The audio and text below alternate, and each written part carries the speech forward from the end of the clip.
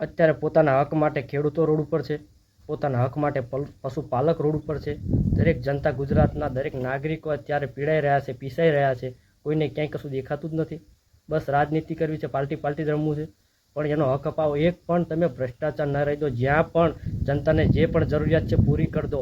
તો ત્રીજી પાર્ટીને ઘૂસ મારવાની જરૂરત છે. એને કોઈ ફોલ્ટ મળે નહીં, એને કોઈ તમારો ભ્રષ્ટાચાર મળે નહીં, તો પછી એ ઘૂસ ક્યાંથી મારવાની છે? તો તમારી વર્ષો સુધી આ પાર્ટી જળવાઈ રહેશે અને ચૂંટાઈ ના. આવનારી 2027ની ચૂંટણી છે. ભાજપની સરકાર કાઢો અને આમ આદમી પાર્ટીની સરકાર લાવો. ગાય માટેના ખરાબ કાયદા લાયા છે, યુવાનો માટેના રોજગાર માટેના કાયદા ખરાબ છે.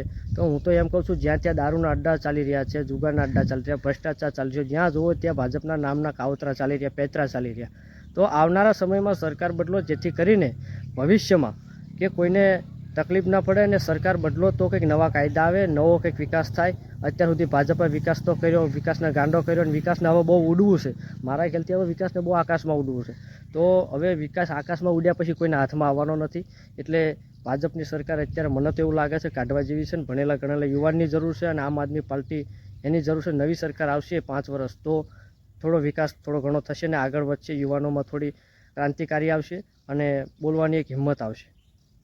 ભાજપની સરકાર છે અત્યારે, અને ભાજપના રાજમાં એવું અત્યારે ચાલી રહ્યા છે, કાયદા કાનૂન એ કંઈ નેતા જાણતા નથી. ભાજપના નેતા અને આમ આદમી પાર્ટીના નેતા જે ભણેલા ગણેલા છે, આગળ આવવાની કોશિશ કરે છે, જ્યાં ત્યાં સમાજની સેવા કરવાનું કામ કરે છે, અને ભણેલા ગણેલા છે એટલે કાયદા કાનૂન જાણે છે. અને હું તો કહું છું, ભાજપની સરકાર અત્યાર સુધી હતી, એના પહેલાં કોંગ્રેસની હતી, હવે આમ આદમી પાર્ટીની જરૂર છે. દેશનો વિકાસ કરવો હોય, ગુજરાતનો વિકાસ કરવો હોય, તો સારા ભણેલા ગણેલા નેતા ગોપાલ ઇટાલિયા જેવા. ભાજપમાં રાજમાં એક બધાને મોટો ફાયદો, સાચું બોલો, અને જ્યાં ભ્રષ્ટાચાર છે તો એના ઉપર અવાજ ઉઠાવો એટલે સીધી જેલ મળે.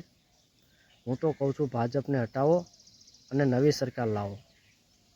સાંભળો આગળ ભાજપે આપણને શું આપ્યું. વિડીયો આખો પૂરો જોજો, અને વિડીયોને ગમે તો શેર કરજો. લોકો કહે છે કે ભાજપની સરકાર અત્યારે છે, તમને શું નડે છે? ફૂટેજ ન મળતી હોય, આટલા બધા દિવસો લાગી જતા હોય, તો આમ જનતા જે જીવે છે એના માટે ભવિષ્ય કેવું હોય? એટલા માટે હું કહું છું, આમ આદમી પાર્ટી જે કામ કરી રહી છે બહુ સારા છે. એટલે આમ આદમી પાર્ટીને સપોર્ટ આપું. હું તો આમ આદમી પાર્ટીને જ આવનાર સમયમાં સપોર્ટ આપવાનો છું, જેથી કરીને થોડો ઘણો વિકાસ અને ભણેલા ગણેલા કાયદા કાનૂન જાણે તો કાયદાકીય રીતે હાલે. બાકી તો અઠ્ઠે ગઠ્ઠે અત્યારની સરકાર ચાલે છે. આ ઓબામા કહેતા હતા, મોદીજી અત્યારે અઠ્ઠે ગઠ્ઠે બધું ચલાવે છે. એટલે દેશનો વિકાસ કરવો હોય તો સરકાર બદલવાની જરૂર છે.